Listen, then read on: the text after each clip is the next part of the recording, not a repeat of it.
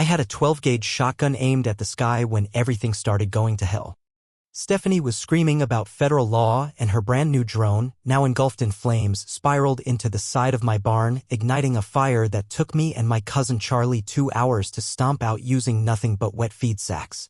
All because the HOA thought they could hijack my ranch for their precious solar grid.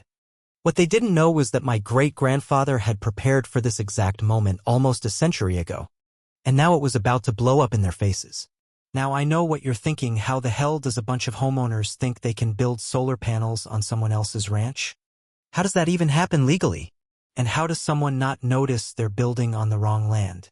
That's the fun part. Stephanie didn't notice. Because, like most self-appointed suburban tyrants with a legal degree from Facebook University and a god complex fed by HOA bylaws, she assumed anyone outside her manicured gates was just a hick with a gun rack and a cow named Mabel. Which, to be fair, is only half true. My shotgun is named Judy, and I haven't had a cow named Mabel since 1997. What I do have is 140 acres of legally protected, strategically defended, and hilariously underestimated family land. I also have a whole lot of time. It started 3 weeks before the flaming drone crash. That morning, I found a group of men in safety vests and hard hats surveying the far eastern fence line. I rolled up on my ATV and asked what they were doing. One of them, clipboard in hand, smiled like I just brought him a coffee and said, "Just prepping the install site for the solar expansion, sir. Should be done in a couple weeks." "Expansion for what?" I asked. He glanced back at his paperwork. "For the Highland Springs HOA solar grid. New initiative. Going green." I blinked, then looked past him at the orange boundary markers fluttering neatly 20 feet past my fence into my property. My hayfield. I wasn't in the mood to throw down at 7:30 a.m. So I just nodded, told them I'd be back, and drove straight to the HOA office. Let me clarify something first. I don't live in the HOA. I live next to it. My land runs along the eastern edge of Highland Springs, a collection of overpriced, pastel stucco boxes with 2-car garages and flower beds so uniform they make army barracks look like a bohemian art colony. The HOA had formed about a decade after I inherited the ranch. They tried to annex a sliver of my land before, citing historical variance and misaligned survey boundaries. That ended with me filing counterclaims, putting up steel boundary posts, and at one point literally roping off my land like I was prepping for a rodeo. They backed off. Until now. When I arrived at the HOA office, I was greeted by Stephanie herself. Technically her name is Stephanie Wexler, but she introduced herself like a celebrity chef pitching a line of crockpots. "I'm the HOA president," she said with a pearly smile, "and we'll be needing your signature to finalize our energy sharing arrangement." I just said no. She blinked. "I'm sorry." "No," I repeated. "You're not installing anything on my land. You didn't ask. I didn't agree. And I'm not signing a damn thing." She frowned like I just kicked her golden retriever. "Mr. Hayes, I don't think you understand the opportunity we're offering. This is a sustainable energy solution. It benefits the entire community." I told her my barn and my land weren't part of her entire community. Then came the line that always signals disaster. She tilted her head and said, "The HOA board voted. We have the right to use adjacent, unzoned land for communal benefit. You'll barely notice it's there." I said, "That's funny because I barely noticed it was yours." She didn't laugh. What followed was a full-court press of mailers, emails, and even a glossy pamphlet that featured photoshopped images of my east field covered in shiny solar panels. They mailed it to every home in Highland Springs. Posted it in their Facebook group too, which I wasn't invited to. They held information sessions, took smiling selfies in front of my fence, and called it the Future Innovation Zone. I laughed until the cement trucks rolled in. They weren't just bluffing. They poured concrete, installed junction boxes, ran cables, drilled holes inside my fence line. That's when I stopped laughing. I had Donna, my lawyer 73 and meaner than a badger in a box, send them a cease and desist. Stephanie ignored it. Instead, she started flying her little drone over my ranch. Every morning and every evening. At first I thought it was just a nosy neighbor thing. Then I noticed it hovering over the barn, dipping near the livestock pens, even peeking into the windows of my house. That's when I created a burner account and logged into the HOA's Facebook group.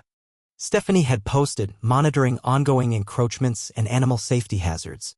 Video documentation in progress. That flying narc had to go.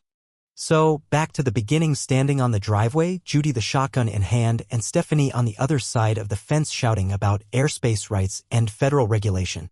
I waved. Then I pulled the trigger. The drone exploded in midair like a 4th of July bottle rocket, twisted and nosedived into the barn wall with a glorious puff of smoke. Stephanie screamed like I'd shot her child. I just walked back inside and poured myself a cup of coffee. She called the FAA. I called Donna. What Stephanie didn't know, and this is the juicy part, is that her drone had broken at least 3 state-level drone privacy laws. It flew under 50 feet over livestock zones protected by agricultural regulation. I had timestamped footage, witnesses, and an extremely pissed-off alpaca named Rudy. The FAA? They didn't call to scold me. They called to ask if I could send over the footage.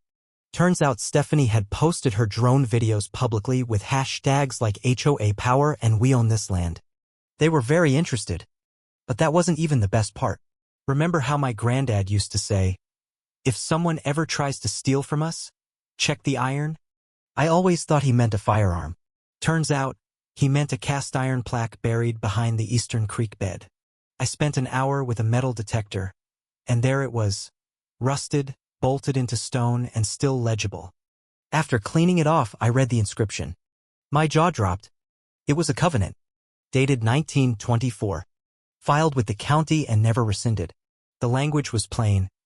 Any structure permanent or semi-permanent constructed on the eastern boundary of Hayes Ranch without written consent shall be forfeited to the Hayes family. The land upon which it rests shall revert to the control of the original deed holder. In short, they built on my land, they lose it. Donna showed up with a magnifying glass, floral gloves, and a grin that made me wonder if she'd just hit the lottery. We went through county records, pulled the original covenant, found it stamped and valid. Stephanie didn't just build on someone else's land. She built on land protected by a century-old legal trap. So we sent the HOA a formal notice of violation under Covenant 1924-17B. It included legal citations, coordinates, and a demand to cease operations and dismantle all structures or face full forfeiture. Stephanie's response? She published a rant in the HOA newsletter accusing me of anti-progress sentiment and weaponizing outdated documents to obstruct community improvement. My favorite part was when she called me a rogue landowner with a vendetta against green energy. Donna nearly choked on her tea. The HOA didn't back off. They dug in further, poured more concrete, extended the trenching. So I did the only logical thing. Strapped a GoPro to Rudy the alpaca and let him roam the fence line. Best footage I've ever gotten. Then came another drone. Bigger. Louder. This time I didn't shoot it. I waved. Because this time I wanted the footage. I had cameras on the roof, cameras by the barn, even one hidden in a fake owl. And when the FAA called again, they were ready to proceed with formal charges. Then the letter came not from Stephanie, but from the HOA board. Several members were questioning her leadership. The solar project was over budget. Neighbors were complaining, and they'd received notice of a possible lawsuit. They wanted to meet. I framed the letter and hung it in the barn bathroom. But the kicker came at the next town meeting. Stephanie took the stage like she was about to accept an award for Best Actress in a legal drama. She called me obstructionist, waved my cease and desist like it was a tabloid headline. So I stood up. I told them the truth. That the HOA built on land they didn't own. That the solar project violated a century-old covenant. That, under that agreement, every panel, post, and trench now legally belonged to me. The room went dead silent. Then came the questions. Angry ones. By the time I sat back down, half the board looked like they wanted to disappear. The fallout was fast. The HOA removed Stephanie. The contractors pulled out. The solar grid was dismantled piece by piece. Meanwhile, Donna filed our lawsuit. Damages, legal fees, property recovery, and civil penalties. When Stephanie tried to claim the land had been donated by my family, she committed fraud. And the county assessor had the proof. We added that to the lawsuit. Eventually, the court ruled in my favor. I took ownership of the land, the trench work, and yes, the solar panels. I even installed them, legally this time, to power my barn and part of my house. As a final touch, Charlie painted a mural on the side of the new barn, a cartoon drone exploding in flames with the words "Property of the Hayes Ranch" stenciled underneath in 10-foot letters. We called the building the Trap House. Last I heard, Stephanie sold her house and moved 2 towns over. The ranch is quiet again. And mine every inch of it, hard-earned and never forgotten.